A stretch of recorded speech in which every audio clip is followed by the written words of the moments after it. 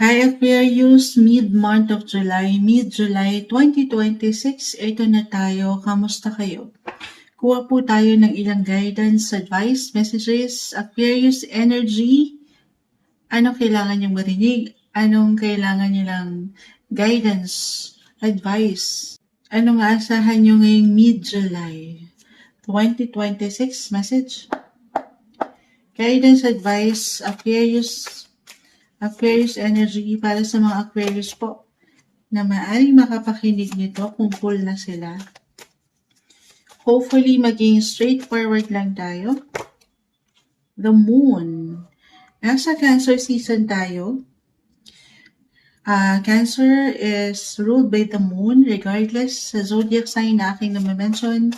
Every Cancer season, nag-highlight ang inyong mga sixth house. Anything connected, your service, your work.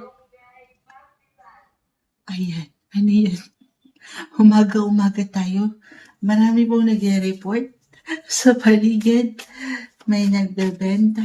Diradyo po ang mga nagbebenta dito. Magandang umaga. Anong oras nyo ito mapapakinggan? Aquarius, comment nyo naman sakali. Ang oras po ngayon ay 9:47 ng umaga. Babalikan ko, Cancer season, nag-highlight ang inyong mabuhay trabaho, paggawa, IC productivity, pagiging busy nyo pa rin, and at the same time, connected po yan sa inyong mga health. Maring na-mention ko na to kung nakakapakinig na kayo sa mga general messages ni Moonchild sa ating weekly, especially, meron tayong dumaang new moon nitong July 14. Marahil kailangan ko pa rin mabanggit ito sa inyo. Mid-July naman tayo. And it highlighted your sixth house.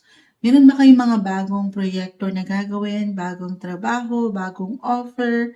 Yung blessing of work ay narito pa rin. Lalo pa kung nandyan yung mga emosyon nyo, yung inyong mga passion. Or connected again, hindi isang medical advisor si Moonchild. Aquarius, meron ba kayong mga bagong fitness goals? Or mga gustong bigyang diin pagdating sa inyong kalusugan? Or maybe ito yung pinaka-advice, napakagandang pagkakataon to start something new, something different, kung saan higit kayong pwedeng lumakas or maging healthy. Yan tayo eh. Isama nyo si Moonchild dyan sa pagiging healthy. Sige, sandali. Add pa tayo ha. Aquarius. Mid-July. Add pa tayo ng ilang messages. Patawarin sa ilang ingay. Page of Cups. Okay. Paisa-isa. Silipin muna natin. Seven of Pentacles. Add pa tayo. The shadow side. Para sumasama pa tong isa. Karma. Hindi kailangan yung pinakasalita. This is the Judgment card. Hindi kailangan katakutan yung ilang messages na nakikita nyo kung bago lang kayo kay Moonchild. Narito si the Death card. Isang indikasyon lang to guys ha. Marahil kailangan ko itong mabanggit. Sobrang mag-a-apply ito astrologically since meron po tayong parating na full moon. End of this month, July 29, full moon in your sign, Aquarius. This is the Death card. Full moon is all about endings. Endings for new beginnings. At magbibigay din ito sa ilang opportunities, partnership, relationship din.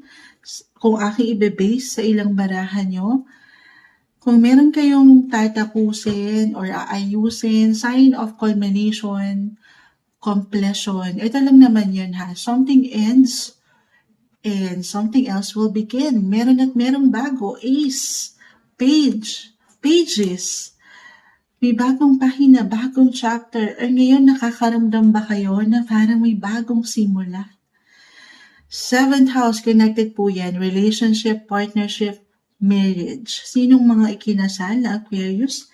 Meron akong naiisip. Live na live po tayo. Nandyan ba si Miss City na bagong kasal? Ayan. Pero patuloy na may ilang transitions, transformation, mga bagong simula. Napakagandang pagkakataon ito, Aquarius, na mapag-usapan. The moon is here. Mercury, Currently, nasa mga Cancer, regardless sa mga na-mention ko, Mercury is about communication. Have a heart-to-heart conversation kasama ang iyong mahal sa buhay. Ang iyong asawa or kapareha or partner in business po ha. Dito yun pumapasok. Magplano kayo para sigurado bumuo kayo ng intensyon, mga bagong ideya, especially andito yung diskarte, yung pagiging mapamaraan nyo, yung pagiging klaro. Huwag lang kayo mag-iiwan ng limita, okay?